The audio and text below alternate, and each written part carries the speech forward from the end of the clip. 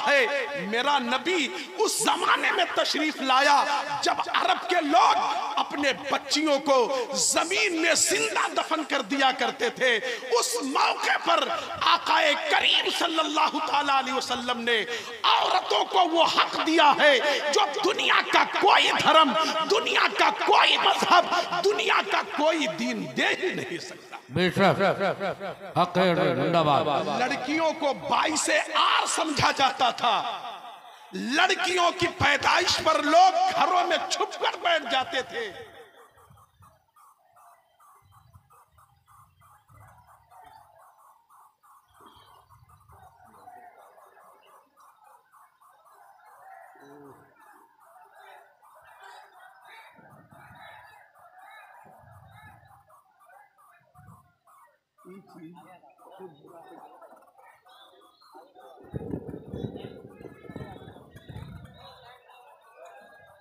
आने दें सबको।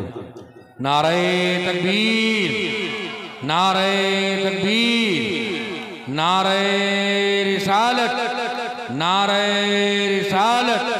रहमते आलम कॉन्फ्रेंस, रहमते आलम कॉन्फ्रेंस, मसलके आला हजरत, मसलके आला हजरत हजरत अल्लामा सैयद शबात हुसैन साहब किबला, हजरत अल्लामा सैयद शबात हुसैन साहब किबला। नारे तकबीर, नारे रिसालत। हजरात आप हजरात थोड़ा आगे आ जाइए। जो लोग पीछे खड़े हैं या कुर्सियों पर बैठे अपनी कुर्सियों को छोड़ करके आगे आ जाए। हुजूर सैयद साहब किबला से बिल्कुल करीब हो जाए, इसलिए कि फैज़ इंशाअल्लाह आप ही को मिलेगा। माशाअल्लाह, सुभान अल्लाह। ये देखें आप,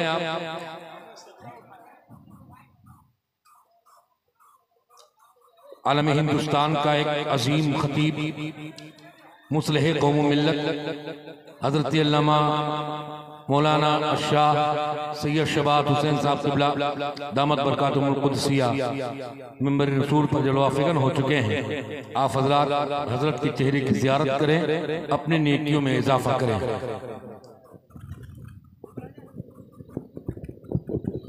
एक बार दुरूद शरीफ पढ़ें। अल्लाहुम्मा सल्ली अला सय्यिदना मौलाना मुहम्मद व बारिक वसल्लिम सलातु व सलामन अलैका या रसूल अल्लाह सल्लल्लाहु ताला अलैहि वसल्लम। आप देख रहे हैं मिंबर नूर पर हुजूर सैयद साहब किबला तशरीफ़ फरमा हैं। आप इनके चेहरे की ज़ियारत फरमाएं। और हमारे कमेटी के ज़िम्मेदार भाई देखिए, ये इस्लामी जलसा है और ये जो उधमबाजी हो रही है, इस्लाम इसकी इजाज़त नहीं देता है, बिल्कुल इजाज़त इसकी नहीं है। पता नहीं हमने जलसों को क्या बना दिया है। ये जितने भी जिम्मेदार हैं, शायद इस जलसे का 11-12 तकरीबन बज रहे होंगे, शायद इन्होंने भी कुछ भी ना सुना हो, बस सिर्फ हुड़दंगबाजी। अल्लाह महफूज फरमाए। बहरहाल एक बार और दुरूद पढ़ें।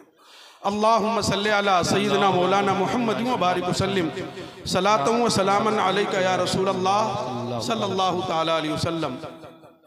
तो मैं अर्ज कर रहा था, बस थोड़ा सा, चूंकि मुझे ये रसूल रहमत आलम कॉन्फ्रेंस इसी के टॉपिक पे कुछ बोलना था। तो एक पहलू मैंने अर्ज किया कि अल्लाह के रसूल सल्लल्लाहु ताला अलैहि वसल्लम उस दौर में आए थे जब अरब के अंदर बच्चियां गाड़ी जाती थी जिंदा।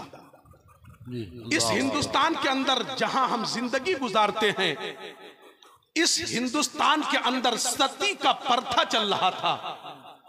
अगर किसी नौजवान की शादी होती थी और शादी के चंद दिन के बाद अगर शौहर किसी बीमारी से इंतकाल कर जाता था तो कहा जाता था ये बीवी की मनहूसियत की वजह से मरा है।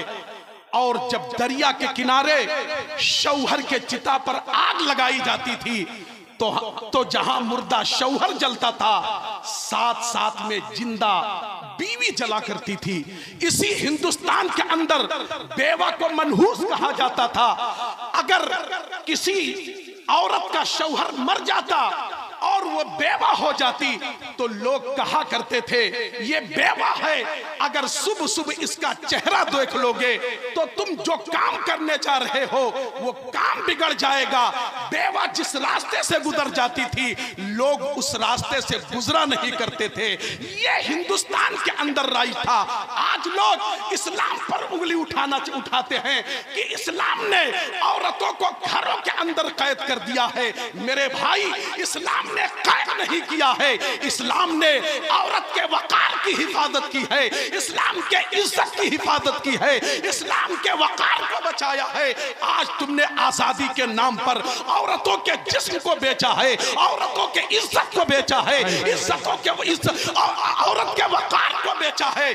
आमिना के लाल अब्दुल्ला के लखते जिगर ने इस लड़की के बारे में कहा था कि जिसके घर लड़की पैदा हो और वो उसको जिंदा दफन न करे, उसकी तौहीन न करे और लड़के को लड़की पर फौकियत न दे। आमिना के लाल ने फरमाया था ये लड़की उसके लिए जन्नत का रास्ता बन जाएगी, अपने बाप को जन्नत के अंदर पहुंचा देगी। बेशक, सुभान अल्लाह। आज हमारे हिंदुस्तान के अंदर एक नारा दिया जाता है, बेटी बचाओ बेटी पढ़ाओ, और लोग कहते हैं ये नारा हमने दिया है। अरे ये नारा किसी के बाप ने नहीं बल्कि आमिना के लाल ने दिया है। आज से 1450 साल पहले जब लड़कियां गाड़ी जा रही थी, आमिना के लाल ने फरमाया था कि किसी के घर अगर लड़की पैदा हो वो उसको दफन न करे और उसकी तौहीन न करे और लड़के को लड़की पर फौकियत न दे। ये लड़की उस बाप को जन्नत के अंदर पहुंचाए। सुभान अल्लाह, नारे तकबीर, नारे रिसालत, सुभान अल्लाह। और यही नहीं मेरे भाई, आमिना के लाल ने फरमाया था, आए मेरे सहाबा सुनो, जिसके यहां 3 लड़कियां पैदा हो वो बाप उन लड़कियों की अच्छी तरबियत करे, अच्छी तालीम दे, अच्छी तरबियत और तालीम दे के जवान कर दे। मुस्तफा ने फरमाया था जिस तरह मोहम्मद की एक उंगली दूसरे के करीब है वो इंसान जन्नत में मुस्तफा के करीब रहेगा। लोगों ने कहा था आए मुस्तफा, अगर किसी के पास 3 बेटियां ना हो सिर्फ 2 ही हो, मुस्तफा ने फरमाया था अगर 2 बेटियां हो वो अच्छी तालीम दे, अच्छी तरबियत करे और जवान करके शादी कर दे। मुस्तफा कहते हैं जिस तरह मोहम्मद की एक उंगली दूसरे के करीब है वो इंसान जन्नत में मुस्तफा के करीब रहेगा। पूछा था ऐ मुस्तफा, अगर 2 ना हो किसी के पास एक ही बेटी हो, मुस्तफा ने फरमाया था एक बेटी किसी के पास हो, अच्छी तालीम और तरबियत दे के जवान करके शादी कर दे। जिस तरह मुस्तफा की एक उंगली दूसरे के करीब है जन्नत में वो मुस्तफा के करीब। सुभान अल्लाह। औरतों को ये मकाम, औरतों को ये इज्जत किसने दिया है? नबियों के ताजदार ने दिया है, रसूलों के इमाम ने दिया है। वो हर आलम के रहमत हैं, किसी आलम में रह जाते ये उनकी मेहरबानी है कि ये आलम पसंद